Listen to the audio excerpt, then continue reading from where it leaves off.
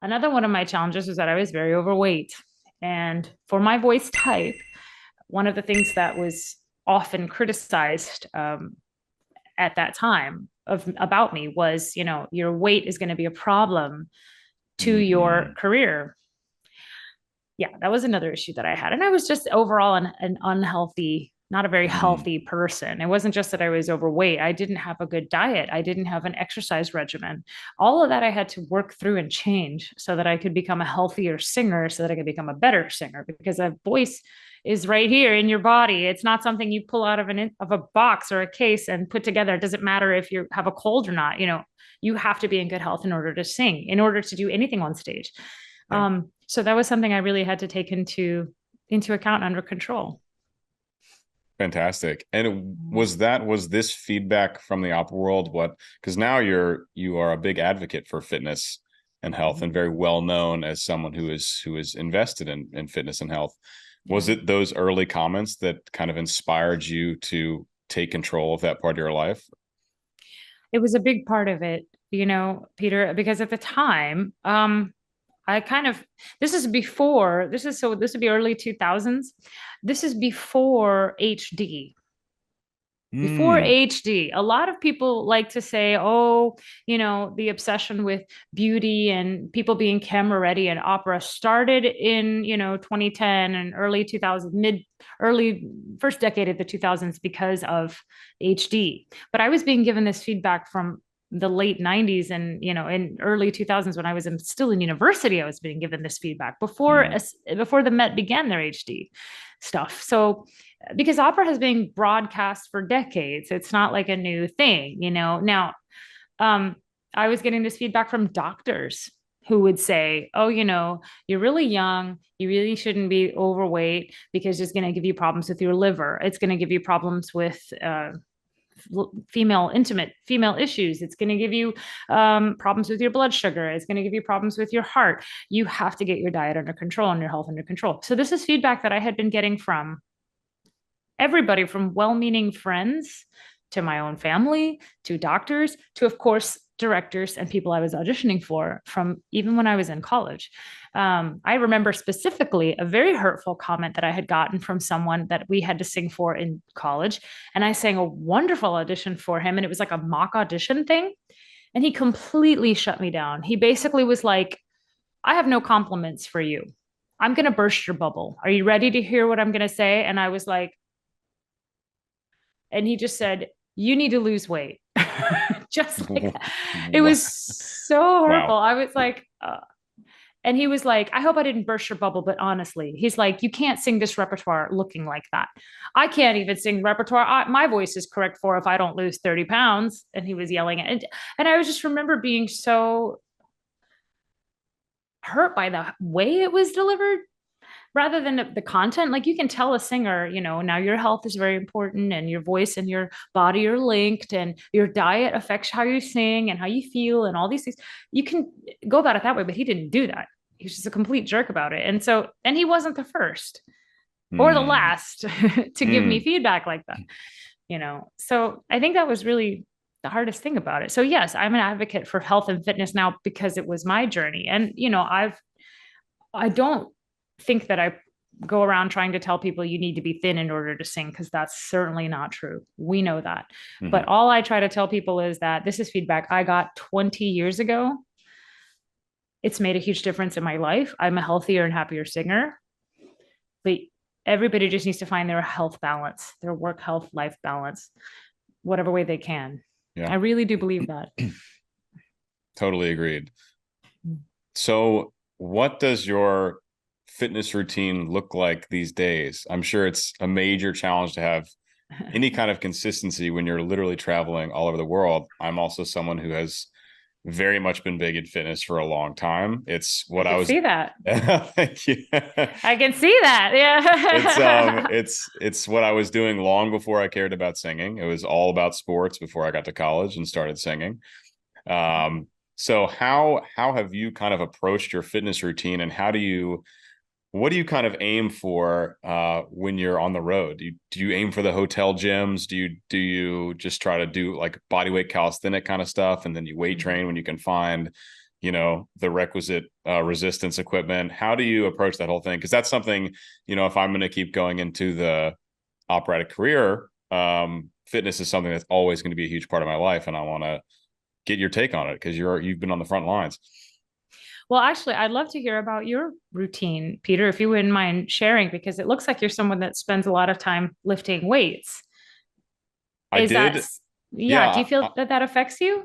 it did for a long time. I think at this point, I have figured out how to really know how to use the muscles of the diaphragm in the gym, which is one way, and then use them a Mhm. totally different way when you're singing. And Mhm. that took a long, long, long time, but I do feel confident in it now. I also do a lot of stretching. Like every day, I'm stretching my neck and trapezius Mhm. and all my laryngeal muscles and my tongue multiple times a day. Before I go to bed, when I wake up, before I have a practice session, after a practice session. So this all, no matter what's going on in the rest of my, the larger skeletal muscles, this Mhm. always feels relaxed.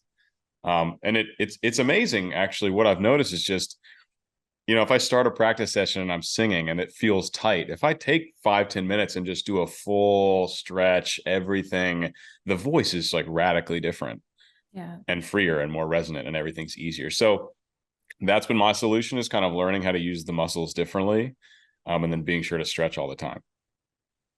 Wow. So are you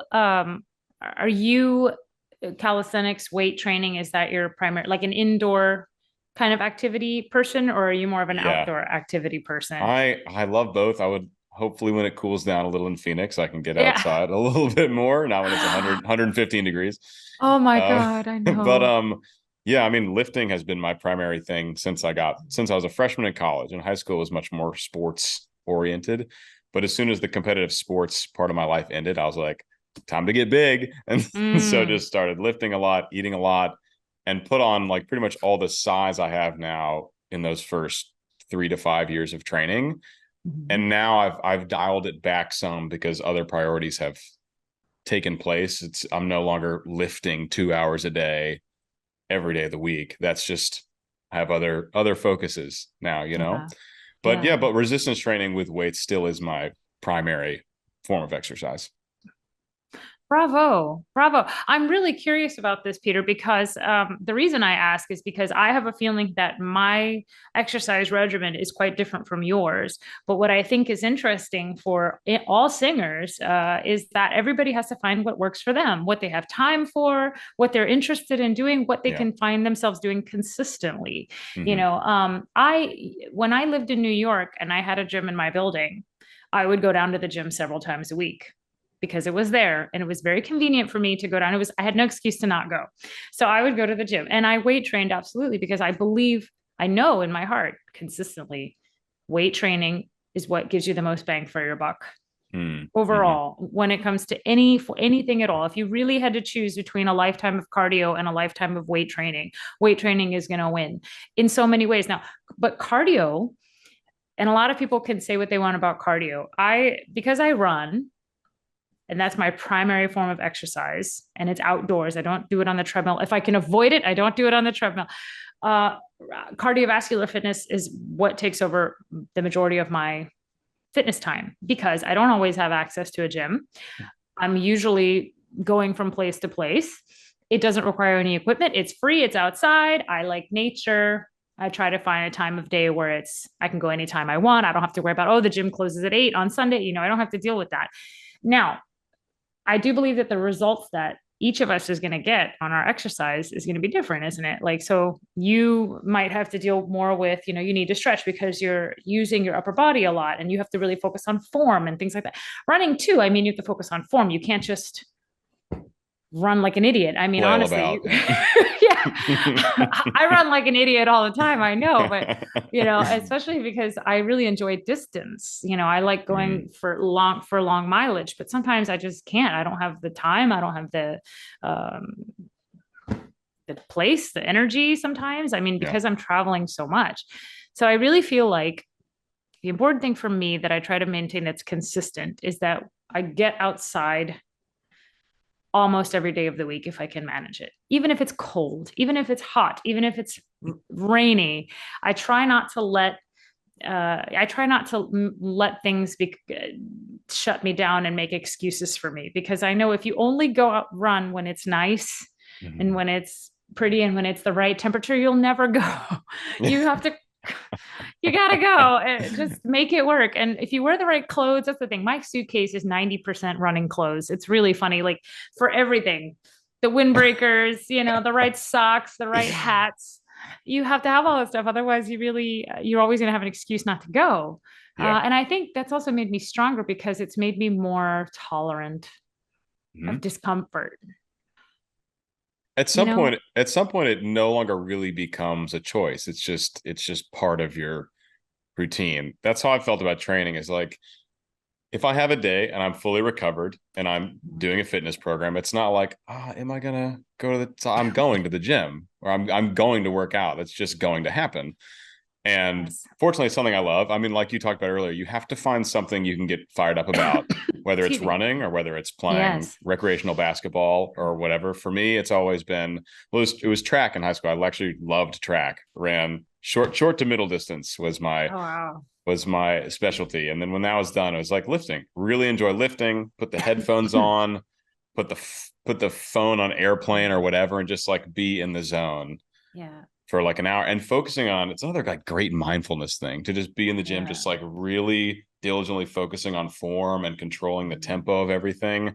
So I find it's half like a mindfulness meditation exercise Yes. and half like a physical exercise.